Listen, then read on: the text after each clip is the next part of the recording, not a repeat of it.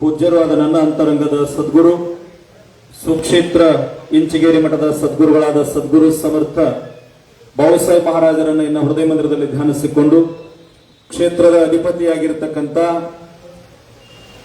ದೇವರಕೊಂಡಜ್ಜನವರನ್ನ ಎನ್ನ ಹೃದಯ ಮಂದಿರದಲ್ಲಿ ಧ್ಯಾನಿಸಿಕೊಂಡು ಹಾರೋಗೇರಿ ಪಟ್ಟಣದ ಕಾಳಿಕಾದೇವಿ ದೇವಸ್ಥಾನದಲ್ಲಿ ಹಮ್ಮಿಕೊಂಡಿರುವ ಕಾರ್ಯನಿರತ ಪತ್ರಕರ್ತರ ಕ್ಷೇಮಾಭಿವೃದ್ಧಿ ಸಂಘ ಕುಡ್ಚಿ ವಿಧಾನಸಭಾ ಮತಕ್ಷೇತ್ರದ ಪತ್ರಿಕಾ ದಿನಾಚರಣೆ ಅಂಗವಾಗಿ ಹಮ್ಮಿಕೊಂಡಿರುವ ಈ ಕಾರ್ಯಕ್ರಮದಲ್ಲಿ ಅಧ್ಯಕ್ಷತೆಯನ್ನು ವಹಿಸಿಕೊಂಡಿರತಕ್ಕಂಥವರು ಅತ್ಯಂತ ಆತ್ಮೀಯರಾದ ಹಾರೋಗೇರಿ ಪುರಸಭೆ ಉಪಾಧ್ಯಕ್ಷರು ಸನ್ಮಾನ್ಯ ಶ್ರೀ ಬಸವರಾಜ ಅರಕೇರು ಕೂಡ ಶರಣಾರ್ಥಿಗಳನ್ನು ಸಲ್ಲಿಸ್ತಾ ಅದೇ ರೀತಿಯಾಗಿ ಈ ಭಾಗದ ಜ್ಞಾನದ ನಿಧಿಗಳು ಆತ್ಮೀಯ ಗುರುಗಳಾಗಿರ್ತಕ್ಕಂಥ ಸನ್ಮಾನ್ಯ ಶ್ರೀ ಟಿ.ಎಸ್. ಒಂಟಗುಡಿ ಗುರುಗಳಿಗೆ ಕೂಡ ಶರಣಾರ್ಥಿಗಳನ್ನು ಸಲ್ಲಿಸ್ತಾ ಅದೇ ರೀತಿಯಾಗಿ ಈ ಭಾಗದ ಸುಪ್ರಸಿದ್ಧ ವೈದ್ಯರು ಅಧ್ಯಾತ್ಮ ಜೀವಿಗಳು ಆತ್ಮೀಯರಾಗಿರ್ತಕ್ಕಂಥ ಸನ್ಮಾನ್ಯ ಶ್ರೀ ಡಾಕ್ಟರ್ ಗಿರೀಶ್ ನಾರ್ಗೋಡ್ ಸರ್ ಕೂಡ ಶರಣಾರ್ಥಿಗಳನ್ನು ಸಲ್ಲಿಸ್ತಾ ಹಿರಿಯ ಪತ್ರಕರ್ತರು ಅನುಭಾವಿಗಳು ಅಧ್ಯಾತ್ಮ ಜೀವಿಗಳಾಗಿರ್ತಕ್ಕಂಥ ಸನ್ಮಾನ್ಯ ಶ್ರೀ ಯಲ್ಲಪ್ಪ ತಳವಾರು ಕೂಡ ಶರಣಾರ್ಥಿಗಳನ್ನು ಸಲ್ಲಿಸ್ತಾ ಕುಡ್ಚಿ ಮಂಡಲದ ಬಿಜೆಪಿ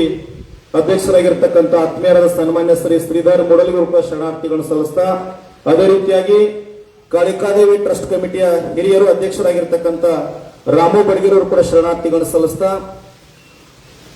ಸರಳತೆ ಸಾಕಾರ ಮೂರ್ತಿಗಳು ನಡೆದಾಡುವ ಗ್ರಂಥಾಲಯವೆಂದೇ ಪ್ರಖ್ಯಾತಿಯನ್ನು ಪಡೆದಿರತಕ್ಕಂಥ ಗಂಟಿ ಗುರುಗಳು ಕೂಡ ಶರಣಾರ್ಥಿಗಳನ್ನು ಸಲ್ಲಿಸ್ತಾ ಎಲ್ಲ ಮಾಧ್ಯಮ ಮಿತ್ರರಿಗೂ ಅವರಿವರೆನ್ನದು ತಮ್ಮೆಲ್ಲರ ಪಾದಗಳಿಗೂ ಶರಣಾರ್ಥಿಗಳು ಬಂಧುಗಳೇ, ನಾನು ಮೊದಲನೇದಾಗಿ ತಮ್ಮೆಲ್ಲರೂ ಕೂಡ ಕ್ಷಮೆಯನ್ನು ಕೇಳ್ತೀನಿ. ಯಾಕಂದ್ರೆ ಚಿಕ್ಕೋಡಿ ಒಳಗೊಂದ ರೈತ ಹೋರಾಟದ ನೀರಾವರಿ ಬದಲು ಅದಕ್ಕಾಗಿ ಅಲ್ಲೊಂದು 20,000 ರೈತರು ಸೇರಿದರೆ ನಾನು ಹೋಗಬೇಕಾಗಿತ್ತು.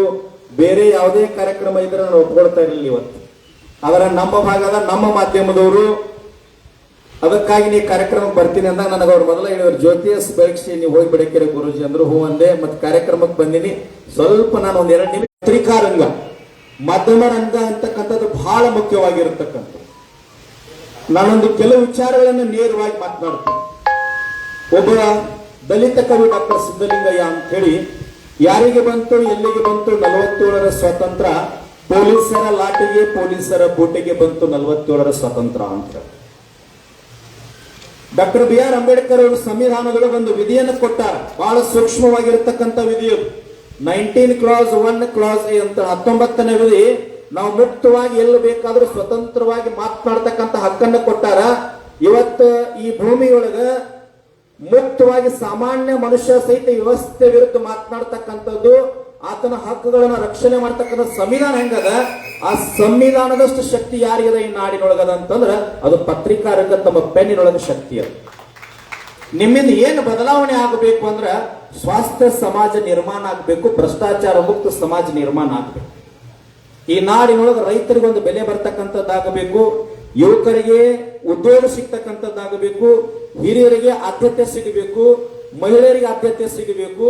ಯಾರು ಸಮಾಜದೊಳಗೆ ಬಿದ್ದಿರ್ತಾರಲ್ಲ ಅವ್ರನ್ನ ಎತ್ತುವಂತ ಕೆಲಸ ನಾವು ಮಾಡ್ತೀವಿ ಅಂತ ಬಹಳಷ್ಟು ಜನ ಭಾಷಣವನ್ನ ಮಾಡ್ತಾರ. ಆದ್ರೆ ನಿಜವಾಗ್ಲೂ ಅಂತ ಕಾಯಕವನ್ನ ಮಾಡ್ತಕ್ಕಂಥ ನಿಜವಾದ ಕಾಯಕ ಯೋಗಿಗಳು ಯಾರಂತಂದ್ರೆ ಅದು ಪತ್ರಕರ್ತರಿಂದ ಮಾತ್ರ ಸಾಧ್ಯ. ಇವತ್ತಿಲ್ಲೇ ಬಹಳಷ್ಟು ಜನ ಸಣ್ಣಕ್ಕಿನವರಾಗಿರ್ಬೋದು, ಬಡಿಗೆಯರಾಗಿರ್ಬೋದು, ಬಿರಾದರಾಗಿರ್ಬೋದು, ಕಾಂಬಳೆಯವರಾಗಿರ್ಬೋದು, ಹಿರಿಯರಾಗಿರ್ತಕ್ಕಂಥ ಕಟ್ಟಿಯವರಾಗಿರ್ಬೋದು, ಎಲ್ಲ ಮಾಧ್ಯಮದವರು ಬಹಳಷ್ಟು ಜನ, ನಮ್ಮ ಶಿವಾಜಿ ಮೇತ್ರಿಯವರು, ಹಿರೇಮಠ ಗುರುಗಳು ಎಲ್ಲರೂ ನಮ್ಮವರಾಗಿರಿ ಬಳಗದವರು. ನೀವು ಮಾಡ್ತಕ್ಕಂಥ ಕಾರ್ಯ ಸಾಮಾನ್ಯ ಅಲ್ಲ. ಅದ್ರ ಒಂದು ಮಾತನ್ನ ಹೇಳ್ತೀನಿ, ಪತ್ರಕರ್ತರ ಕಾರ್ಯ ಯಾವುದು ಅಂತಂದ್ರ ಬರೇ ನಾವು ಇಂಟ್ರೊಡಕ್ಷನ್ ಮಾಡಿ ಕನ್ಕ್ಲೂಷನ್ ಮಾಡಿ ಹೋಗ್ತಕ್ಕಂಥದ್ದಾಗಬಾರ್ದು. ಯಾವುದೇ ವಿಷಯವನ್ನ ಕ್ರಿಟಿಸೈಸ್ ಅಂದ್ರೆ ವಿಮರ್ಶಾತ್ಮಕವಾಗಿ ಬರವಣಿಗೆ ರೂಪದೊಳಗೆ ಬರಬೇಕಾಗಿದೆ. ಇಂದಿನ ನಿರ್ಮಾಣದವರು ಕೆಲವು ವ್ಯವಸ್ಥೆ ಹೆಂಗದ ಅಂತಂದ್ರ ಯಾರು ಧ್ವನಿಯನ್ನು ಎತ್ತೋದಿಲ್ಲ, ಯಾರ ನೇರವಾಗಿ ಪ್ರಶ್ನೆ ಮಾಡೋದಿಲ್ಲ, ಅಂತ ವ್ಯಕ್ತಿಗಳನ್ನ ಇವತ್ತು ಸ್ವಾಸ್ಥ್ಯ ಸಮಾಜ ಕೆಲವು ಭ್ರಷ್ಟ ವ್ಯವಸ್ಥೆಗಳು ತುಳಿತಕ್ಕಂಥ ಕಾರ್ಯ ಇವತ್ತು ನಡೀತಾ ಇದೆ. ತಮಗೆಲ್ಲ ಗೊತ್ತದು.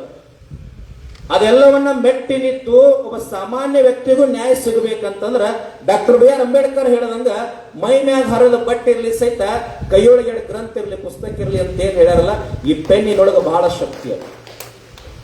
ಇವತ್ತು ರಾಜ್ಯದೊಳಗೆ ಕೆಪಿಎಸ್ಸಿ ಒಳಗೆ ಒಬ್ಬ ಕೆಪಿಎಸ್ಸಿ ಸಂಸ್ಥೆ ಅಧ್ಯಕ್ಷನನ್ನ ಮುಖ್ಯಮಂತ್ರಿಗಳು ಸಸ್ಪೆಂಡ್ ಮಾಡಲಿಲ್ಲ, ಅದರ ರಾಜ್ಯಪಾಲರು ಸಸ್ಪೆಂಡ್ ಮಾಡಿದ್ರು ಭ್ರಷ್ಟಾಚಾರಕ್ಕಾಗಿ.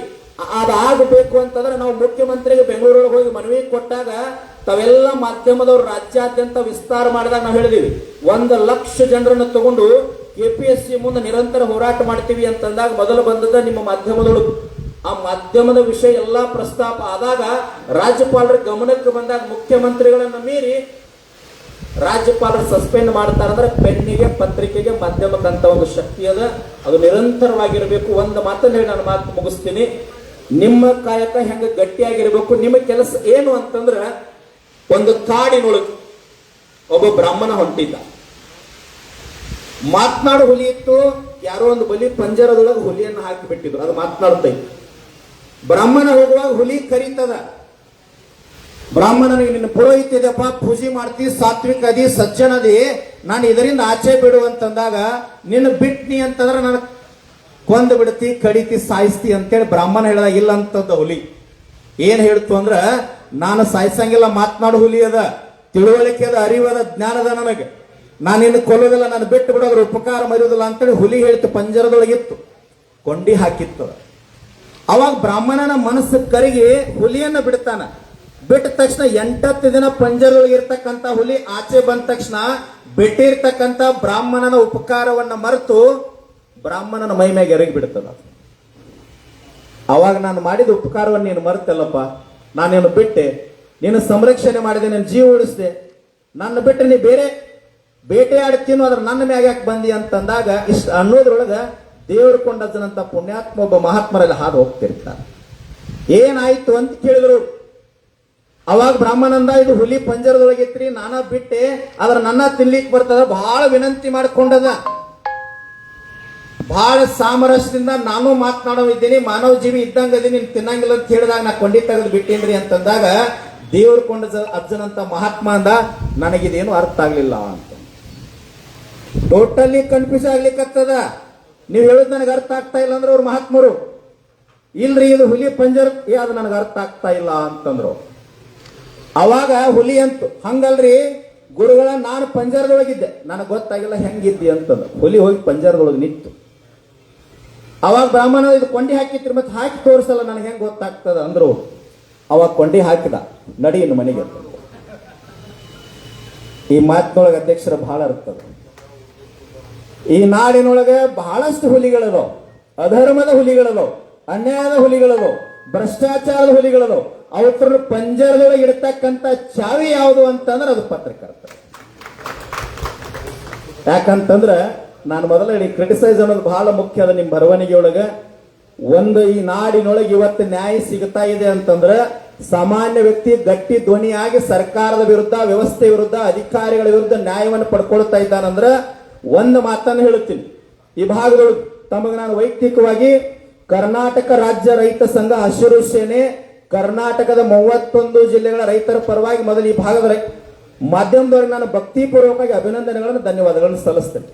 ಯಾಕಂತಂದ್ರೆ ಗುರ್ಲಾಪುರಕ್ಕೆ ನಿಂತಾಗ ಯಾವುದೇ ದೊಡ್ಡ ಮಾಧ್ಯಮ 4 ದಿನ ಬರಲಿಲ್ಲ. ಬಟ್ ಈ ರಾಯಬಾಗ್ ತಾಲೂಕಿನ 2 ಮತಕ್ಷೇತ್ರದ ಪತ್ರಕರ್ತರು 24 ತಾಸು ಅಲ್ಲೇ ನಿಂತು ತಾವೆಲ್ಲ ಏನು ವರದಿಯನ್ನ ಮಾಡಿದ್ರಿ, ಸುದ್ದಿಯನ್ನ ಬಿತ್ತರಣೆ ಮಾಡಿದ್ರಿ, 4-5 ಜಿಲ್ಲೆಗಳಿಂದ ಜನ ಕೂಡ್ಲಿಕ್ಕೆ ತಾವು ಮಾಡಿರ್ತಕ್ಕಂಥ ಶ್ರಮ ಬಹಳ ಪರಿಶ್ರಮ ಅದ. ಅದಕ್ಕಾಗಿ ಮತ್ತೊಮ್ಮೆ ನಾನು ಧನ್ಯವಾದ ಸಲ್ಲಿಸ್ತೀನಿ. ನಿಮ್ಮ ಕಾರ್ಯ ನಾನು ವೈಯಕ್ತಿಕವಾಗಿ ವಿನಂತಿ ಮಾಡಿಕೊಳ್ತೀನಿ. ಈ ಖಾಸಗೀಕರಣ ವಿರೋಧವಾಗಿ ನಿಮ್ಮ ಬರವಣಿಗೆ ಇರಲಿ, ಭ್ರಷ್ಟಾಚಾರದ ವಿರೋಧವಾಗಿ ನಿಮ್ಮ ಬರವಣಿಗೆ ಇರಲಿ, ಸರ್ವಾಧಿಕಾರತ್ವದ ವಿರೋಧವಾಗಿ ನಿಮ್ಮ ಬರವಣಿಗೆ ಇರಲಿ, ಯುವಕರಿಗೆ ನ್ಯಾಯ ಸಿಗ್ತಕ್ಕಂಥ ಕಾರ್ಯದಲ್ಲಿ ನಿಮ್ಮ ಬರವಣಿಗೆಯಲ್ಲಿ ನಿಮ್ಮ ಜೊತೆ ನಾವು ಸದಾವು ಕಾಲ ಇರ್ತೀವಿ. ದೇವರು ಕೊಂಡಜ್ಜನ ಆಶೀರ್ವಾದ ತಮ್ಮೆಲ್ಲ ಮಾಧ್ಯಮದವರ ಮೇಲೆ ಸದಾವು ಕಾಲ ಇರಲಿ ಅಂತೇಳಿ ಶುಭವನ್ನು ಹಾರೈಸಿ ನನ್ನೆರಡು ಮಾತುಗಳನ್ನು ತಮ್ಮೆಲ್ಲರ ಪಾದಕರ್ಪಣೆ.